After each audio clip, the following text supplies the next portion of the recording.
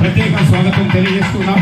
దయచేసి కూర్చోవలసిందిగా ఈ దినము మరి ప్రాముఖ్యమైనటువంటి అతిథి గౌరవ అతిథులుగా మరి మాజీ పార్లమెంటు సభ్యులుగా పెద్దలు గురు సమానులైనటువంటి శ్రీ నెలవల సుబ్రహ్మణ్యం గారిని సాధారణంగా వేదిక మీదకు ఆహ్వానిస్తూ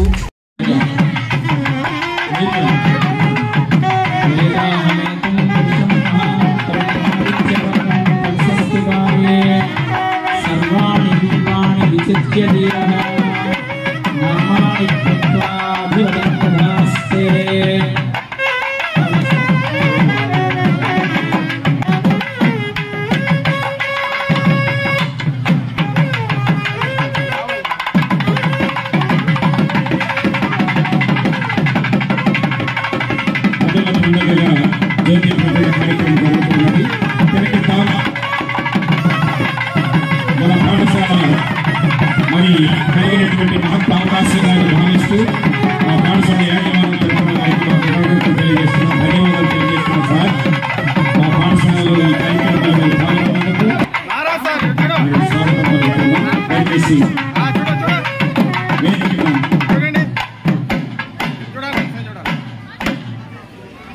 జ్యోతి ప్రజ్వలన కార్యక్రమం ముగించవలసింది. ద్రవంత ఇంద్రశ్చాగ్నిశ్చ రాష్ట్రం ధారయతాం ద్రవం భవతి సదాయు పురుషస్య దేవర్ధయంతి చేస్తున్నారు. సృష్టి వ్యాపహోత్రే ఏద్రే కాలం విదక్త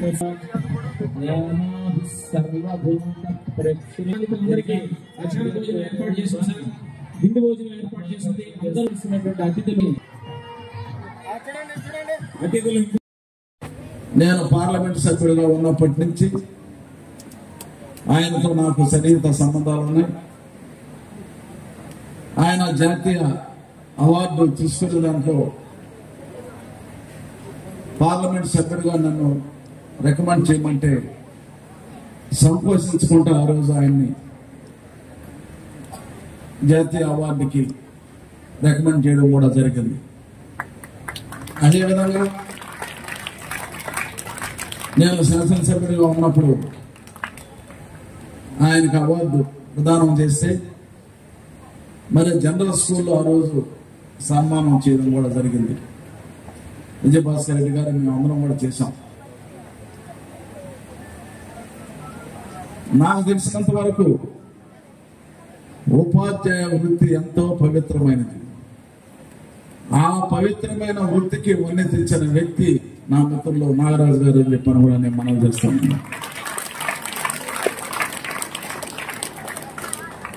అవినీతి రహితమైన వ్యవస్థ విద్యా వ్యవస్థ, ఉపాధ్యాయ వ్యవస్థ. అదేవిధంగా బంధుప్రీతికి కానీ లేదా ఇంకొక దానికి కానీ అవకాశం లేకుండా తనకు తోసిన విద్యని, తను నేర్చుకున్న విద్యని కుల మతాలకు అతీతంగా సమానంగా పంచే వృత్తి ఉపాధ్యాయ వృత్తి అని చెప్పని కూడా నేను మనం చేస్తా ఉన్నాం. దాంట్లో కులం లేదు, మతం లేదు, అన్ని కులాలు ఉంటాం. ఉపాధ్యాయుడు ఒకటే చెప్తా ఉంటాడు, అది అందరికీ వర్తిస్తుంది. మరి ఇలాంటి పవిత్రమైన వృత్తిలో పనిచేయడం నిజంగా ఉపాధ్యాయులకు అందరూ కూడా వాళ్ళ అదృష్టం అని చెప్పని కూడా నేను భావిస్తూ, మరి భవిష్యత్తులో కూడా మిగతా ఉపాధ్యాయులు కూడా నాగరాజు గారు ఏ విధంగా అయితే నాకు అన్ని విషయాలు తెలియదు, వాస్తవంగా నేను తెలుసుకోలేదు. ఆయన ఏ స్కూల్లో పనిచేసినా అక్కడ చక్కటి వాతావరణాన్ని రూపొందించేదానికి ఆయన శాయశక్తులు కృషి చేశారని గంగా ప్రసాద్ గారు అందరూ తెలియజేస్తే నిజంగా చాలా సంతోషంగా ఉందని చెప్పని కూడా నేను మనవి చేస్తా ఉన్నాను. మరి ఏదేమైనా మీరు సర్వీస్లో ఉద్యోగస్తులు సర్వీస్లో చేరిన రోజే వారి సర్వీసు రిటైర్మెంట్ నమోదు చేస్తారు నాకు తెలిసినంత వరకు. మరి ఎప్పుడైతే సర్వీస్లో చేస్తారో ఏ రోజు రిటైర్మెంట్ అవుతారని కూడా దాంట్లో నమోదు చేస్తారు. కాబట్టి ప్రతి ఒక్కరూ ఉద్యోగంలో చేరిన ప్రతి ఒక్కరు కూడా రిటైర్మెంట్ కావాల్సిందే. కానీ తను చేసిన ఉద్యోగంలో ఎంతవరకు న్యాయం చేశాము, ఎంతవరకు ధర్మం చేశాము, ఎంతవరకు కృషి చేశామనేది భవిష్యత్తు భావతరాలను కూడా చెప్పుకుంటారు. కాబట్టి అలాంటి కోపకు చెందిన వ్యక్తి నాగరాజు గారు అని చెప్పని కూడా మీకు నేను తెలియజేస్తూ, మరి ఆయన విజయభాస్కర్ గారు చెప్పినట్టు ఇంకా మాతో కావాలి, నాగరాజు గారు మాతో ఉండాలా.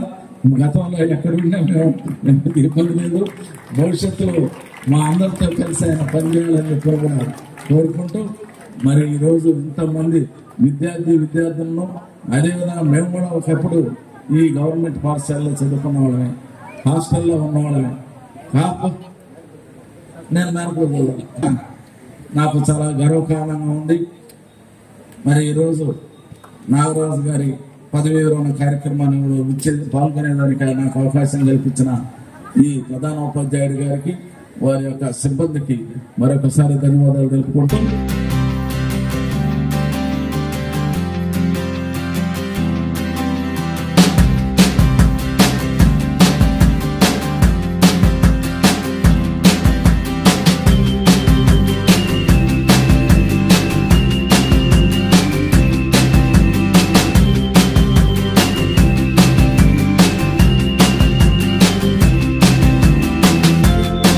ఉపాధ్యాయులు సురేష్ గారికి, ఉపాధ్యాయులకు, వేదిక మీద ఉన్న పెద్దలు గౌరవనీయులు ఎలవల సుబ్రహ్మణ్యం గారికి, సోదరులు విజయభాస్కర్ రెడ్డి గారికి, అదేవిధంగా వేదిక మీద ఉన్న పెద్దలందరికీ, ఈ పాఠశాలలోని బోధనేతర సిబ్బందికి, అందరికీ కార్యక్రమానికి చేసిన ప్రతి ఒక్కరికి కూడా నా హృదయపూర్వక నమస్కారాలు.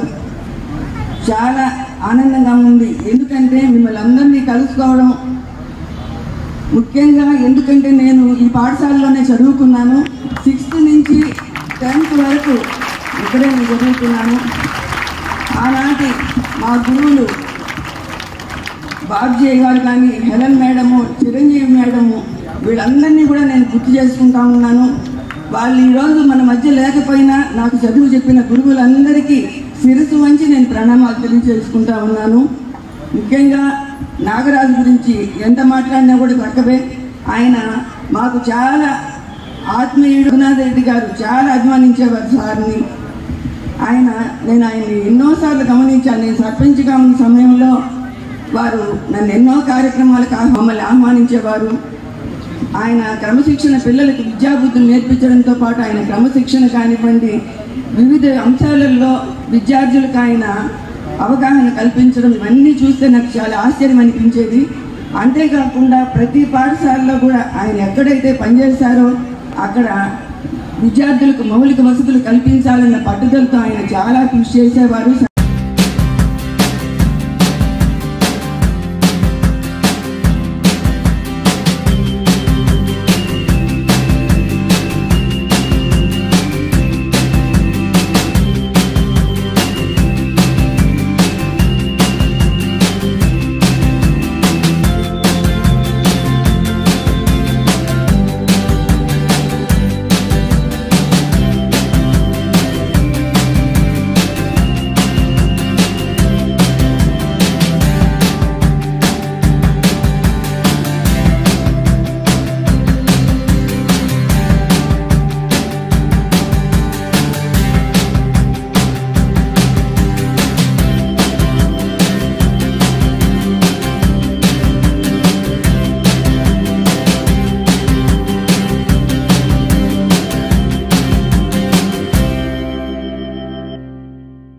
గురు సాక్షాత్ పరబ్రహ్మ తస్మై శ్రీ గురువే నమః అంటూ ఈ యొక్క సమావేశంలో ఉన్నటువంటి గురువులందరికీ కూడా ప్రాణం వెళ్తూ ఈనాటి ఈ కార్యక్రమంలో వేదిక మీద ఉన్నటువంటి పెద్దలందరికీ కూడా పేరు పేరున నమస్కారాలు తెలియజేసుకుంటున్నాను.